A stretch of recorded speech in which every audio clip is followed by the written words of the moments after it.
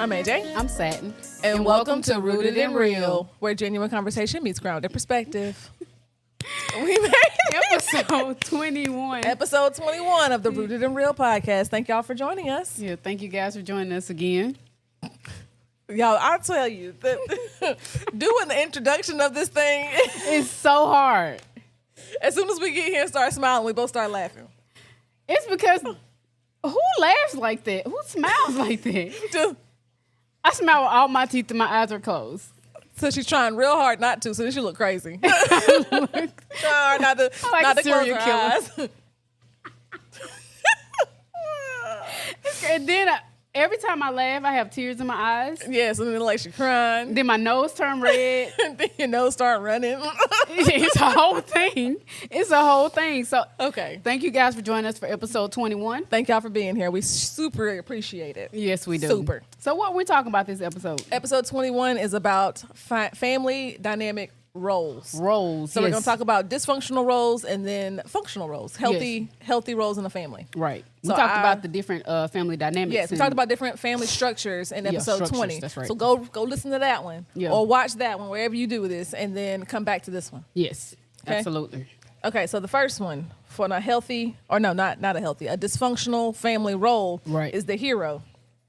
So the hero appears to be a well-functioning or high-functioning, well-balanced individual who the family can point to as a solid example that backs up the family's facade of doing well. Ooh, facade is such a big word. I know, when I read it, I was like, dang, it sounded so good until it got to the facade Right. part. So this person looks like they're doing great. They could be in a mountain of debt. Right. They look like they're doing great. They've got a great degree. They got a house. They got the spouse. They got the kids. They got the dog. They Right. got the pool. But Yeah. in actuality, like it makes the whole family look like, oh, we're all doing well because this one person is doing well. Right. You know, and I know I talk about Asian TV shows a lot, but I love Asian dramas. That is like a running theme through all of the Asian dramas. And then even culturally, just not even looking at the dramas, I know that they play off, Real life. Real life. And so that typically happens. It's always the son that does good. The family sacrificed everything to send him to a great college. They went to study abroad. They did all of these things.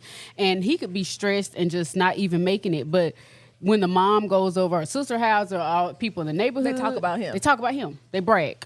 Oh, come here. Come over here and say hello to Miss Whoever. Right, and right. Tell about your job. Tell them about your fancy job. Yeah, tell about abroad. your nice house that you just bought. Right. And that kind of stuff, whereas you might just be struggling to Right. keep all that together. You know, sometimes you didn't even graduate from the college. You just lied. Wow. I mean, the dramas are, they drama. They drama you lying all the way. all the way. But there was Yes. another one of this, and you were looking up the scapegoat. Yeah, the scapegoat. I gotta find that information on that because that was good. Because some of the articles that we read had the hero and the scapegoat as the same person, but this one article that she saw had them separate. And I was like, oh, that's a great definition for the it scapegoat. did. Let me find it. 'Cause Come it on, was Sam. really good. Okay. It had the golden. Talking about the golden child, the hero, Oh, yeah, and the yeah. saint. Yeah, So the it was the golden golden child. Not child, the the scapegoat, the hero, golden child. or saint. Who can be the golden child, the hero, or the saint? Nobody. Nobody. But if you faking it till you make it and you have a facade, you are. So it says the golden child, hero, or saint is the favorite child. Yes, the favorite. The golden child is the favorite child. They receive special treatment, praise, high expectations, or they're the only child that can do no wrong. No matter what they doing, just cut your brother some slack, okay? Yeah. Woo. Excuse me? I wish when I I'm out here, would. if I made the same mistake, you'd be like, why can't you get it together? Why can't you be more like your brother? Yeah. They typically mask the family's like issues, like as we Yes, said, the facade. Yep. Holding it up, holding it together. Okay, the second one is the scapegoat. I was wrong before. I meant the golden child. So the scapegoat is also tagged as the black sheep. We talked about that. We did talk about that in episode 19. Look at me. Look at you. 19 is That's that one. right, that's so right. He or she is the person who experiences hardships while others are often regarded as well-behaved.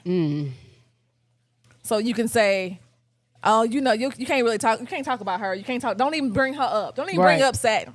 Cause she always got issues. She ain't doing that great. Just talk about Henry over here, okay? Yeah, Talk about him. yeah. Cause he's doing great. He's doing fantastic. She ain't even my kid no more. Like you That's just, right. yeah. They do Everything is your fault. Everything in the family that goes wrong is your fault. Oh, your brother couldn't get this, that, and the third because That's you right. wouldn't co-sign for his car. Again, that's a running theme in Asian families. Maybe I should watch one. I'm telling you, it's the son is favored and the daughter is not. And typically, what happens is the daughter ends up making a lot of sacrifice. She works and she all the money she makes goes back into the house, goes to his education, him to buy a house. All of that is. I'm doing stuff to make sure you go to school. And I mean, again, this is from dramas. Yeah, not real life. Not real life. But, I'm sure it does happen in real life because they draw from Let me real tell you life what I'm not inspiration. doing is that I am not going to sit up here and sacrifice my entire life savings, my entire life for you. I don't care nothing about you. When you ain't doing nothing. No. So now my mama likes you more and I got to contribute. Now Tell your mama to do it. Where your mama at? Where your dad at? Because I ain't doing none Get of your that. pappy. Who the pappy that youngin? Because it ain't I'm me. the pappy. I'm the pappy. In the article that I found, they combined the scapegoat, black sheep, problem child, or rebel. Mm-hmm. I feel like they call you a rebel when you the scapegoat because you just don't go with the don't go normal with the vibe. family dynamics. Yeah. You don't go follow with the suit. facade. Yeah, you don't go of with the facade. family, and you out here telling the truth to people, and they don't like that. Okay, I got the rescuer. That's the next one. A rescuer in the family is the one who thinks about others' their well-being by solving their problems. Now that sounds good, right? Okay, Yeah. you got this one person that's like, oh, well, I know how to fix that. I know how to fix that. I know how to fix that.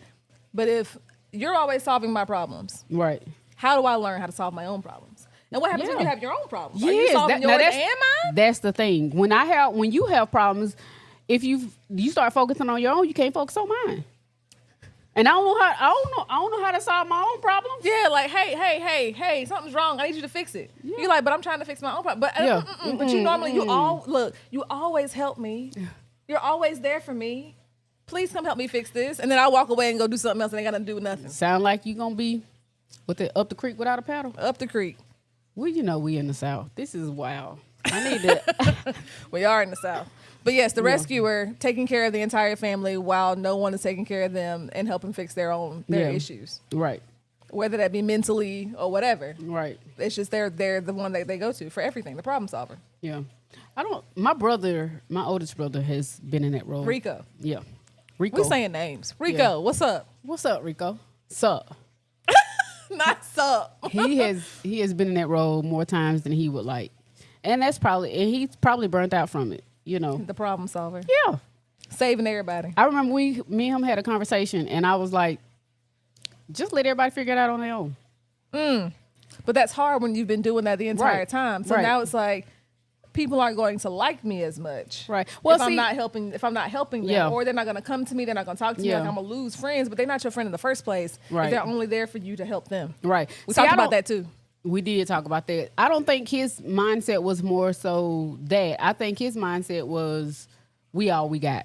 That's my brother's motto for our family. So we got to take care of each other. We all we got. For me, him, and my brother that's a year older, he always says that we all we got. And so a lot of times when I have disagreements with either one of them, or maybe I might not be seeing eye to eye on the way that they do things, we all we got. He's still of that mindset. And a lot of times I digress. I mean, a lot of times I won't, but sometimes I digress to what he says because he is right at the end of the day. You know, he's more, he's looking at it from a whole perspective. Yeah. And I am now in that stage where because, you know, I got sick, I'm more focused on just trying to keep the peace in my own mind and my own heart. And a lot of that requires me to just have hard lines. And so it's not necessarily something that I would probably do, but it's necessary. Yeah. You know, the boundaries and the standards have to they still stay in place. Right, they have to stay in place. But they might be a little bit more loose, depending. Yeah, they could be. Depending on what it is. That's right. Eventually, I'll be able to find a balance to be able to do so. But as we've said many times on this podcast, I'm all the way left or all the way right. You are. All or nothing. All or nothing. Like I told you, that's a great ADHD trait. Yes, it is. All right, the next one, number 4, the peacekeeper. Yeah. So they play the remarkable job of maintaining the peace and harmony of the family. This role is essentially played by children without any intentions. Peacemaker or mediator? Yeah. So usually, you know, you have kids that insert themselves into things because they're like, oh, they're fighting. Yeah. Oh, but if normally, and some sort of families, if they see a kid come around, things change. The dynamic changes. Oh, well, we got to stay together for the kids, or we got to keep the peace for the kids. Right. We can't be doing this in front of the kids. Terrible like mindset. It's all about the kids. So whether the kid is doing it on purpose or not, like them just being around and being like, oh, are y'all fighting again? Like, oh, we don't want to fight in front of the kid. Right. So a lot of times people will just let it go completely, and there's no conflict resolution involved. And that's terrible. So then while it's peace, it's not real peace. No. It's temporary it's and a false sense. Yeah, it's a false sense of peace. And then it's like a volcano. It's just waiting. It's very bubbling up at the bottom. Bubbling up. Waiting to erupt. And then I think, what happens is, would you rather stay somewhere where your kids witness that unhappiness and that unhealthy way to resolve conflicts? Or would you rather stay and be like, oh, we're staying for the kids? But you're giving them a terrible example. And that's not all the time, but in this scenario, that's what we're discussing. You're giving them a terrible example on how to deal with things. So what you're teaching your daughters, what you're teaching your sons, is that they stay even when it's terrible. No matter what. Right, you stay no matter what. And then, even if you're not happy. Even if you're not happy. Because we all we got. We all we got. So we got to stay together. Right. Which you don't want to teach kids that, because they'll do that in not just their romantic relationships, but they'll do that in their friendships as well. Right. Just keeping people around because let's just keep the peace. And that's where the streets say loyalty. Ain't nobody loyal. Yeah, ain't nobody loyal. No, I ain't supposed to be loyal to you. I'm just not putting up with your mess no more. I'm not. That's wild. I'm not putting up with your mess. I'm not putting up with you talking to me crazy. I'm not putting up with you and your mess. I'm not putting up with you asking me for everything while you give me nothing. That's I'm not putting up with your mess no more. That's right. And so now I'm not loyal. No, you're right. I guess if that's your definition of loyalty, then I'm not loyal. And I think it differs now. I remember growing up, and all of us. Everybody did their part. Like all of the friend group, everybody did their part. When one was weak, one was strong. When one needed, the other one had. And it was more of a community. Right. To me, growing up in my generation. I can only speak for the people that I was around. Not in my generation. Oh, not you. Back in the day when I was young, I'm not a kid anymore. But some days I sit and wish I was a kid again. Back in the day. I'm telling you, back in the day when I used to walk 3 miles to school barefooted in the cold and the snow. I never did any of that. My school was right across the street from where I lived at, my elementary school.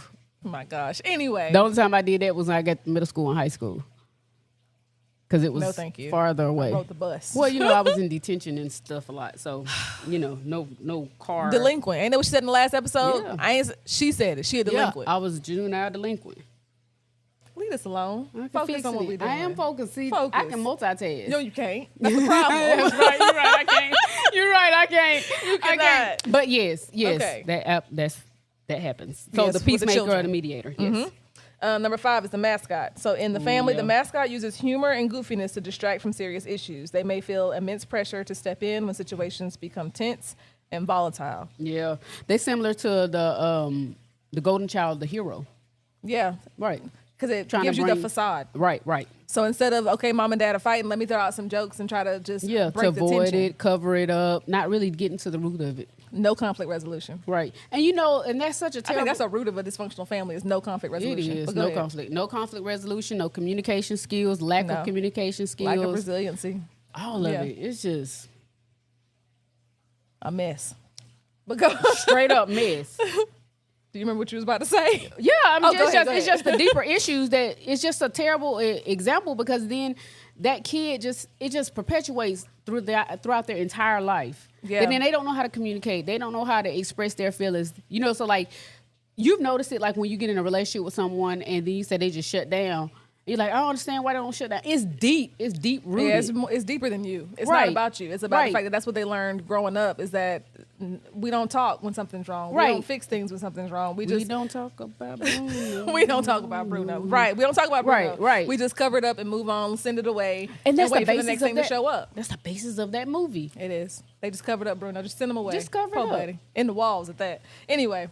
Oh, also very good example in that movie, because Maribel, she was the peacemaker, the mediator. She tried to be anyway. She tried to be, and then it just burnt her out. That movie is such a good movie for It is a good movie. Everything. You know what? Side note. One thing I didn't like about that movie, and I know it's because it's a Disney movie, and you can't be having 3-hour long Disney movies, right? But I I feel like they forgave the grandmother just way too fast. Way too quick. Way too fast. She mistreated that girl. She mistreated that girl so bad. And So all of bad. a sudden, like, she fixed the thing and then she's like, oh, I'm so sorry. Right. Nah, man. You're But gonna have to sit around and wait on me for a little bit. That's typical. And I think it's more indicative of that culture as well. Yeah, it might be. Yeah. You know, because the culture was based on, I believe wasn't it Hispanic? I think it's family? Hispanic family, yeah. So, but yeah, I'm like, Yeah. Y'all forgave her way too fast Way too after quick. she been talking to that girl crazy for years. For years. Now, I'm not saying she needs to take years to forgive her, but like it just seemed like nothing, like she didn't do nothing wrong. No. And I mean, I guess that's technically how we're supposed to forgive people. That's how Christ was, I know. But I'm just saying, in that movie, it just felt real unrealistic for them to just welcome her and to just be done with it so quickly. Well, I ain't going to touch that because, you taught if you ain't got nothing nice to say. Don't Yes, say it God at would all. tell us that we should forgive them right away and move Right. on. Turn that other cheek, 70 times 7 and all that. All right, the next one is the caretaker. The caretaker is quite similar to a peacekeeper who is continually trying to pacify the chaos. I ain't pacifying it. I knew I was waiting. I knew you were about to say that. Pacifying adults is crazy. That's wild. Pacifying adults who are acting a fool is crazy. With your big grown self. At your big age. Yeah, that's Ain't that what the kids say? This ain't your big age. At your big age. Somebody got to pacify you because you don't know how to have a conversation and communicate with somebody when you have needs. Like my 4-year-old cannot communicate. his Yeah, needs. I have been in a situation where I have been told to pacify someone else. Who you think? It's funny because my older brother said, I got to stay on Satan good side or she going to cut me off.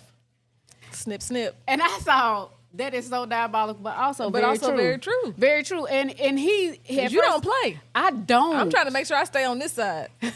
I don't. And it's because I didn't know how to set boundaries. I didn't, again, operating I've been in all of these things at some point in time. So when you learned, you said, You know what? This is what you Yes. said.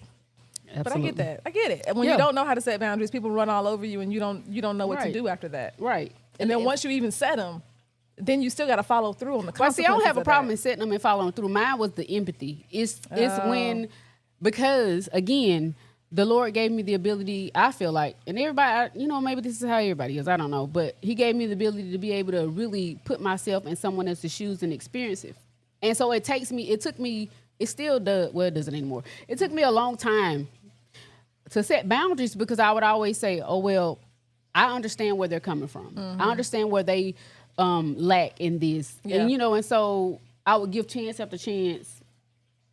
And it was like at the detriment to myself. Right. That's the problem. Right. Giving people chances Right. is one thing, but when it becomes a detriment to yourself is the Right. problem. Because it was always like, again, putting myself behind. It was like, well, I understand where they're coming from. It doesn't matter. But my husband was like, I told y'all before, my husband, he put us first. And he was like, Showed you exactly how you're supposed to do this. well, not just that. He was like, okay, this is affecting you, so this is what's going to happen. Done. If I say it ain't, if it's bothering you and you don't know how to put up the wall, I'm putting up the wall. I'm saying no. I'm I putting love up the that. boundary. I love that man. Because it's crazy because I was like, well, it ain't an issue. And he's like, yeah, it is. Yeah. You don't even see the switch. I remember. You're too close to it to even see Right. that it's affecting you in a negative way. Yes, I remember a conversation I was having with a relative on the phone, and I had a great day. Everything was going good. I was very positive, and I got on the phone with them, and he said he could see it instantly. Like my face contorted. He said, and he said, I went from. He's like, it just changed so instantly. He said, when I got off that phone, he's like the screaming, the yelling, like the whole personality. And he was like, spiritual. He was like, deliver that demon. Not in this house. Get that on up out of here. You can go somewhere else with that, but you can't be here. And it took so long for me to fight that because it was something that I had to let go. Yeah. Crazy work. I mean, it'd be like that though. Yeah. Okay, the lost child. The lost child Yeah. attempts to blend into the background as much as possible to keep themselves safe. And they Right. may feel ignored, neglected, and scared to draw attention to themselves, especially in abusive households. Oh yeah, they withdraw. So blending yourself into the background to not be seen, to not be a problem, Right. to stay in a child's place. Bruno. He was in the wall the whole time. Nobody even knew. I'm just saying, it's such a great movie. If you haven't Did you just watch it recently? No, but every time I watch, okay, first of all, this is how I know that the Lord, of course, I was in this moment of when the Lord was healing me. He's still healing me, but this was like fresh. We watched it. Savannah wanted to watch it.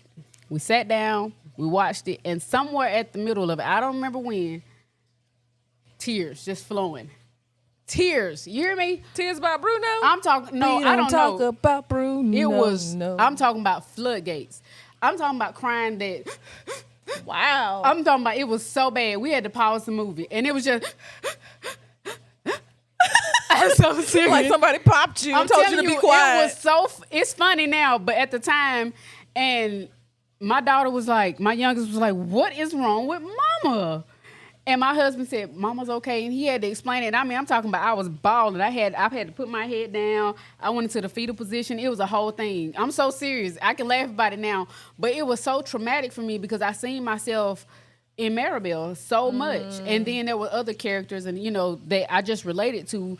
And then just the tucking away like Bruno and hiding yourself or the sister who was trying to be strong for everybody and carried everything. But they see her strength, but they don't see everything else behind, like everybody, the person that's always got to be perfect in front of people, all of those complexes. And it was just such a heavy movie. We weren't anywhere near halfway finished. And I was like, you know what? I told my husband, I said, stop, pray for me so we can get through this movie. Because this is crazy. This is wild. That is a lot. And my oldest, she had already experienced a lot of that because, of course, I explained a lot of things to her. But my youngest, she just wasn't really privy to that. She ain't got time. She was like, I don't know what you're doing, and she was like, and you've been great to me. I don't know you've what been great. I going don't on. know where the dysfunction and the trauma came at, but it was such a great movie. Just watch it. Encanto is the movie we're talking. We just keep calling it. We don't talk about Bruno. Y'all know what we talking about. Y'all knew exactly what we were talking about. Yeah, Encanto. We even named one of our algae eater in the tank. It's a black fish that we named Bruno because he's always on the wall, but he's always in the background where nobody sees him. Let me tell you something about these animals and creatures in our household. They all have. This is how you know these animals is in a black household. The dog name is Claude, y'all. His name is Claude. Claude Hamilton, actually. Hamilton. You hear me? Wait a minute. That's not. Claude Hamilton Parrish III, even though he's only the first of his name. He got a whole name. But black people do give their dogs first, middle, and last names. Y'all, that's nonsense. I am not a pet I did person. see that before, and I was like, Yes. oh, yeah, he definitely so got true. 3 names. Tell him what's the turtle name. Oh, he's Michelangelo. He doesn't have extra names. He's just Michelangelo because, of course, he's a turtle. So, of course, he had to have a Ninja Turtle name. My husband was like, you got 4 options for a name. I said, oh, yeah, let's go with Michelangelo. The people, this household, y'all have another one dog. of the fish, his name, we thought it was a girl, so we had named her Big Bertha. Big Bertha. But then we realized it was a boy after we learned about egg spots. His name is Berto. Big Berto. Anyway. The nonsense that takes place in this household. It's great. That's wild. And the plants have names. I got Heidi the hydrangea that I propagated from somebody's house. We got Figgy Smalls. Come on, Figgy Smalls. Figgy Smalls. Figgy Smalls. And then we got the notorious FIG because we got 2 fig trees.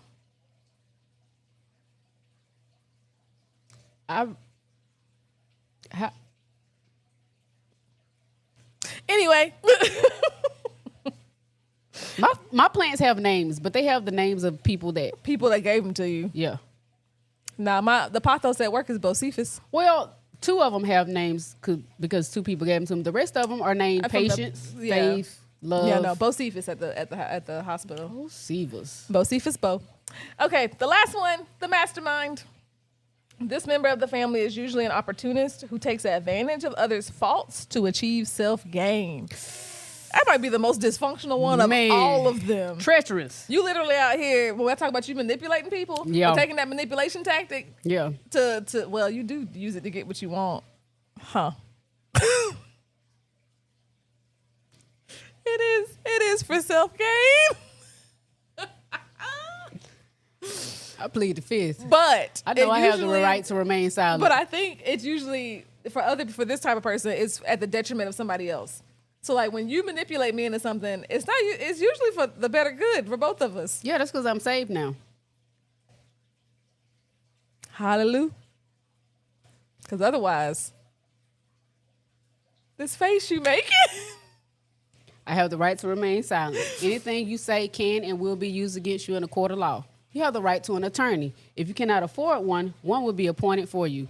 Do you understand these rights if they have been read to you?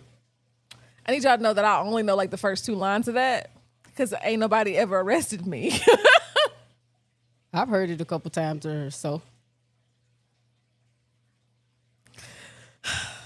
The mastermind. So I think, to me, that's the most dangerous one of the family. Yeah. Because they are manipulating people and talking them, finessing people out of stuff is the word I'm looking for. Finessing people out of the I can't do this with you. What? I've said nothing. She the mastermind. She the problem. What's Talk that? about this. Wasn't that the little blue man Blue. with the blue head? His name was Mastermind. Oh, Megamind. Megamind. Oh, It was close. Megamind. I was close. But 'Cause he had a big he old did head. that. He did that. You know what? Okay, now we're gonna talk about the healthy ways for a family. Get to your part, please. Yeah, because I ain't And I don't incriminating know. myself. We probably should have switched. She should have done the No. dysfunctional one. Look, I explained to this before we started this episode. It is very fitting that the functional person, the stable person, speaks on dysfunction, and I speak on stability because that's where I'm trying to get to. Yeah, she didn't got there now. Yeah. I'm trying not to ever be dysfunctional. With Yeah, listening, we don't want watching that. this stuff and listening to this stuff. So, some healthy family psychological roles. There are a few key characteristics.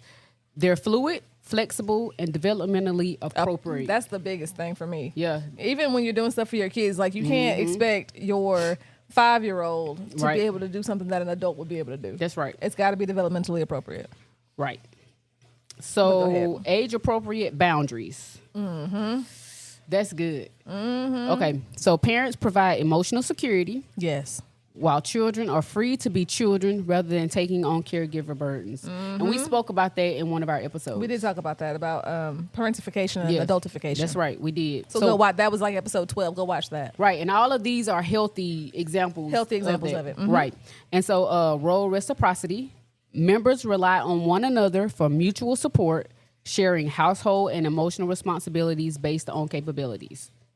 Again, with the age appropriate Yes. boundaries and That's age appropriate duties of the house. Yeah, So and the reciprocity, I know we talked about that before with like the village, like it's not a tit for tat, but for a Right. family, like I should be able to do something and rely on you to be able to do it, Yeah. and vice versa. Like I should be able Right. to rely on you to do your part that's right. in the house because That's we're right. taking care of this home together. I keep trying We're to get my team. kids to understand, like when you see mom cleaning, Right, it ain't just mom. This Yeah. is not just my house. that's right. You should be cleaning something as well. Yeah, everybody works together to manage the homeostasis of the Yes, house. yes, homeostasis. Yeah, I'm very familiar with that homeostasis. At this point, yes. Well, I mean that's mainly for sickness and body, but that's a whole Uh-huh. other thing. But anyway, say that word. Individuation. I kept looking at it, I want to say individual. Yeah, and there's no L. Individuation. Yeah. Each person is encouraged to develop their own identity, interests, and autonomy separate from the family unit. Be your own person. I think in a lot of in dysfunctional families, they don't want you to find yourself. Or No. have an identity or be your own person. No, because if you do, then you don't. Then you provide understand for that we're them. dysfunctional. That's right. Then you know that this place is a problem, and we are dysfunctional. Want you locked up? Don't let me out. Don't let me now. Oh. But yeah, They want to keep you locked down. I say that again. Say that word. individuation, Individuation. All right, now say that word. fluidity. As y'all know, I can't speak. She working on it though. We working on it. We working on it. Taking supplements. We doing brain Doing the teasers. things. Yep. So roles like the organizer, the comforter, or the peacekeeper rotate. So not one person is responsible Not for one it. person. No, not a heavy burden. If one person is having a tough day, another naturally steps in to balance the dynamic. Because you're in a healthy family and you That's right. understand. It's just like even in a relationship Yes. where, most of the time you feel like both of y'all are pretty equal in what you're giving to Right. the relationship. But sometimes you might just had a hard day. Yeah. So the spouse comes in and is like, you know what, I'm gonna do 60-40 today, or I'm gonna do Right. 70-30 and let you relax. Like I told William I was tired the other day. A lot of things got done that I normally do. Right. Like he cooked and cleaned. Right. Like wash the dishes. I normally, I had those auxiliary skills that he said I got. I do the dishes after he cooks, but he did it all That's still because so I was funny to tired. me. Auxiliary skills. Cooking ain't the skill. This household is diabolical. Cooking is not the skill, but Yeah. that's how you do things in a relationship, in a family, the friendship, all of them, and any Right. relationship that you have. Balance. There should be some balance and fluidity. Yes. it works together. Yeah. Everybody works as a team to get everything done. It's just healthy. It is healthy. And so many To people know that it's not on you all the time. right, and so many people don't get to experience that sometimes till adulthood, sometimes never. Sometimes never. Because they don't ever realize that what they're experiencing is dysfunctional. Right. So they keep choosing the pattern of dysfunction with every relationship that they get into. Right. Until you meet somebody that's healthy and sound, or you find Yeah. And then you like, what's wrong with you? right. No, it's you, baby. You the problem. It's you. Yeah. And then what Taylor Swift said, you the problem. It's you. That's all I know. Taylor Swift? Yeah, I think that's her thing. I think that came from a song she did. The only thing I know about Taylor Swift is Shake It Off. And that's because my daughter's best friend, we went to a wedding and that song came on and she was like, Sadly, go out there and dance with me. And I was like, sure. I'm down for Back it. in the day, Taylor Swift was better. And I'd be like, she wears short skirts, I wear t-shirts, she's cheer captain and I'm on the bleachers. Y'all know what I'm talking about. I can't even think of the name of the song. That what you're looking for has been here the whole time. If you could see that My Taylor Swift was Britney Spears. She don't know. True. And she could sing and But dance. she was also my Britney Spears. I like Britney Spears. She could sing, dance. She wasn't Yeah, that great Taylor at Swift can't acting, but dance. she can't dance. She cannot. No. But anyway. Anyway. Focus on the task. Anyway, so Y'all heard me sing. It was terrible. Moving on. I never claimed to be a singer. Okay? I'm not good at that. I'm not good at that at all. Next. But ultimately, the healthy family roles bring balance and stability to the family. Mm-hmm. They support individuality, support age-appropriate behavior and restrictions. Mm-hmm. You have a balanced mind. You become more self-actualized. You become stable individuals. Yes. Yes. As you grow. And, and the fact that there's only 4 roles that can, summarize all of that versus the 9, 10 dysfunctional terrible ones, yeah. It just says how much effort you have to put into not being dysfunctional. Right. And my prayer for people is that you realize if you're in a dysfunctional family, right? Like if you've listened to this podcast and you like, ooh, I've learned a lot of dysfunctional traits, right? That you go out and figure out how to be healthy, right? You go out and figure out how to be in a good relationship. So when you do get a person, or if you're already in a relationship, right, that you treat them better or give them the fluidity or the reciprocity that we're talking about giving to, right? Correct. In a correct, I won't say correct, in a healthy family dynamic. Yeah, it takes a lot of work. It does, especially if you come from dysfunction. It's really hard to be healthy, right? Because what tends to happen is you're going against the norm. You're going against the what grain. you taught. In your brain, your brain chemistry has taught you that this is how it's supposed to be. I'm supposed to be unsafe. I'm supposed to be, scared all the time or whatever in this family. And when you're not, then you're like, I don't know what safety feels like. Yeah, you have to. It's so sad to me. You have to break it and rewire your brain. And I think I'll speak from experience. When I had to go back and try to break some things that I considered dysfunctional. I mean, I was broken.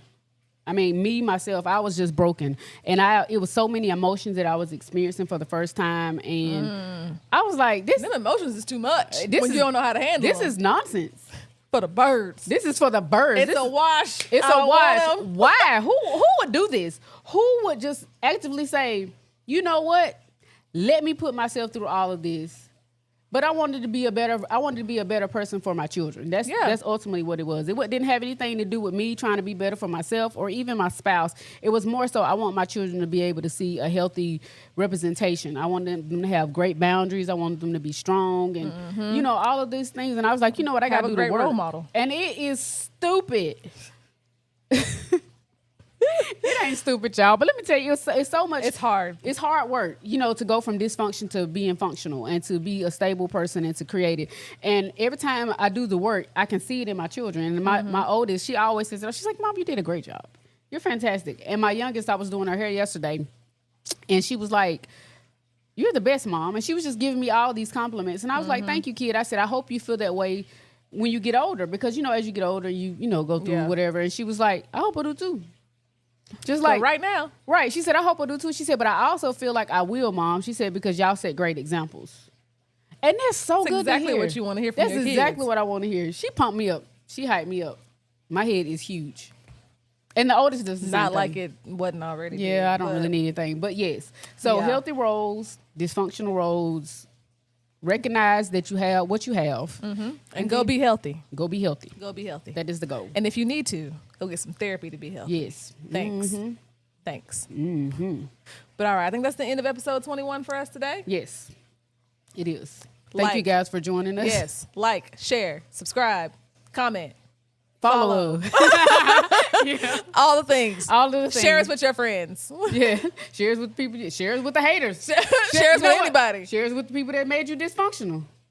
I'm just Maybe saying. they need to know how not to be dysfunctional. Yeah, without saying it. Yeah. Yeah. You just be like, I just thought you might enjoy this episode. Why don't you watch it? That ain't how you manipulate them properly. You can say, I found an episode and it really helped me, and I just wanted to share it with you. Mastermind. All right. Y'all have a great day. Thanks for joining us. Bye. Bye.